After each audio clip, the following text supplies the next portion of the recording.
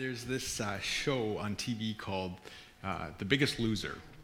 And I've never seen an episode, but I know the principle behind it. So in the show, people who are fairly overweight go on this show and compete to lose the most weight. So they go on this show, and many of them are quite overweight. And the goal of the show, the way you win, is if you lose the most as a percentage of your body weight compared to everybody else. Okay, so you have people go on, and they try to lose the most percentage of body weight. So this here is David Brown, and he's the second place runner-up, I think, of season 15. And so he went on the show, and he weighed 409 pounds. And when he was done, he weighed 187 pounds, which is a difference of 222 pounds, which is a lot. It's 54% of his body weight. But when we talk about the resurrection, we're not talking about losing weight or a makeover or putting a new coat of paint on a room. That's not what we're talking about. We're talking about something else. A few months ago, there was a hockey game happening in Newfoundland. And it was the Newfoundland Seniors Hockey League. Apparently, such a thing exists. And at this game, there was a fan who, in the middle of the game, became unresponsive. And so somebody ran to the dressing room, and there they found a 26-year-old paramedic who was putting on his goalie gear. And so they said, "There's a fan, he's in trouble, we need you." So this goalie, half decked out in his gear, ran up and started performing CPR on this fan. Somebody else joined in, and eventually the paramedics arrived and took him to hospital, and he lived. And CBC made a big deal of it because a goalie makes a real save and all this kind of stuff. But when we're talking about Jesus, and we're talking about the resurrection, we're not talking about resuscitation or CPR. When I was a kid, I remember going to a magic show, and we'd go with cubs and beavers, and we'd go to the University of Waterloo, and I remember one we sat in the balcony, and we looked as this man who was just dressed normally performed all these incredible illusions. I don't remember what most of them are. I think one involved a Heinz ketchup bottle. Made it disappear in a paper bag or something. And my little brain was just so amazed by it. And maybe I still have a little brain because I love magic shows. Like, I go to them and I'm just like, how did he do that? How did she do that? That is amazing. But when we're talking about the resurrection, we're not talking about an illusion or a magic trick. See, I think the resurrection is something more. It's something more, it's something more profound. It is about transformation. It is about one guy with teachings and ideas being transformed into an entire movement of people who are carrying on the light.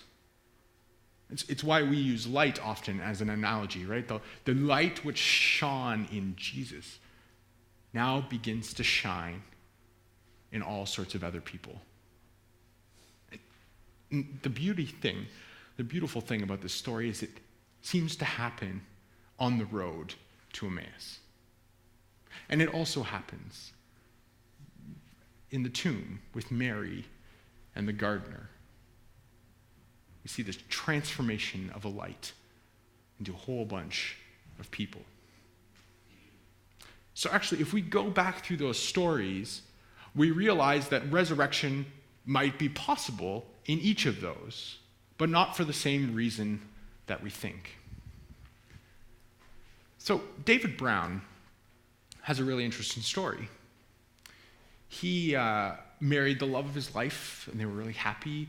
They had 2 kids. And during her 3rd pregnancy, they found out she had brain cancer. And they lost the baby in the 3rd trimester. And then a couple of years later, she died. And in the stress of parenting and dealing with his grief, he puts on all this weight as a way of coping. And then he goes on this show, and he loses his weight, and he deals with his grief. And all of a sudden, he finds new strength to carry on. He finds a new purpose in life. He realizes that he might be able to support other people as they go through the same journey he has gone through. And that is resurrection. Now, we don't know much about this hockey goalie who did CPR in the arena. And we don't know anything about the person that he did CPR on. But maybe a resurrection happened there too.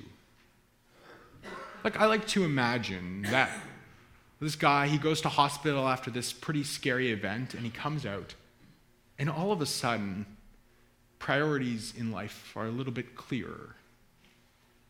That things he's always wanted to do, he suddenly feels more empowered to do, and he realizes the preciousness of what he has. And so he changes. And if that happens, that is a resurrection. And I think about magic shows. They're just illusions, sleight of hand, distractions. And yet, if a magic show can reignite our sense of wonder, it can change us into realizing that, maybe we shouldn't be so serious. And in that, we begin to discover all sorts of things around us, and that spirituality and people are connected, then that would be a resurrection too. So we have this ordinary story of the road to Emmaus. It really is the most normal story. And if we boil it down, it boils down to something like this. There's a walk, there's a stranger, there's a meal, there's an eye-opening. The disciples are walking down the road. They do that many times. And a stranger comes up and joins them along the journey. And the stranger asks them, "What are you talking about?" And they stop. And I think the text says they stopped and they looked sad. And they keep walking, and they say, are you the only person who doesn't know what has happened in Jerusalem these past few days? And so they tell the story. They tell of the works that Jesus did. They tell him of the things that he taught. They tell him the betrayal and the crucifixion. They tell him of this strange thing that happened that morning. And then they have a meal together. And in the meal, their eyes are opened.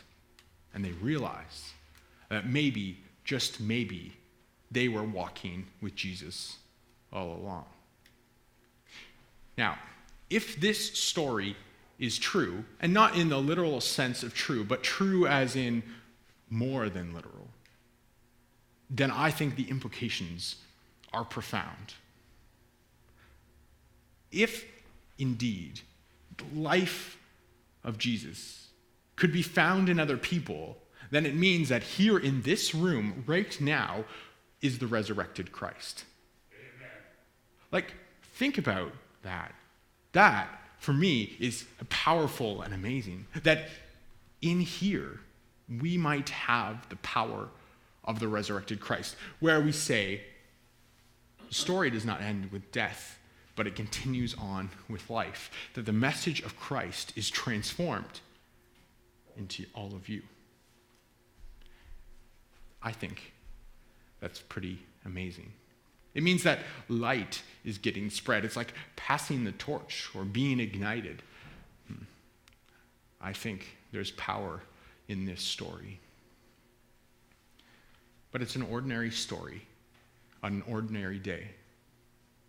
Much like we stand in a line waiting to pay for our groceries or go for a walk in the same place that we've always walked, or as we garden, as we have a meal, as we play bridge.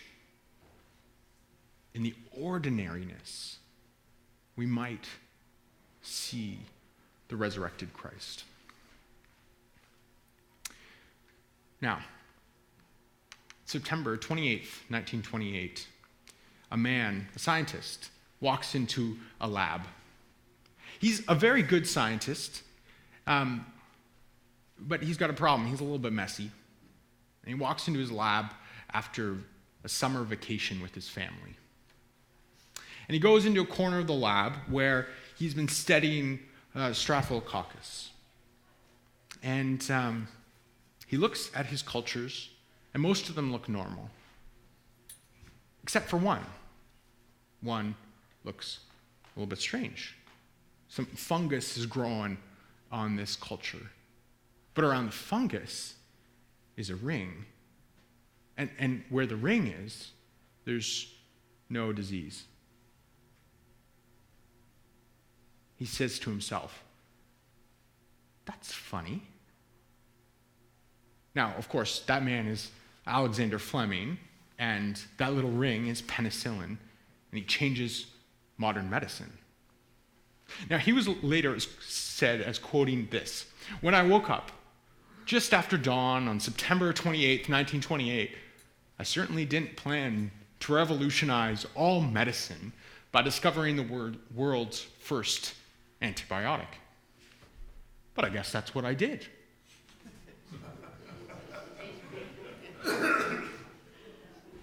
An ordinary day, September 28th, and the most extraordinary thing happens. Now, I will guess, I anticipate that in a few days, maybe a few hours, maybe a few months, that this sermon will be nothing but an afterthought.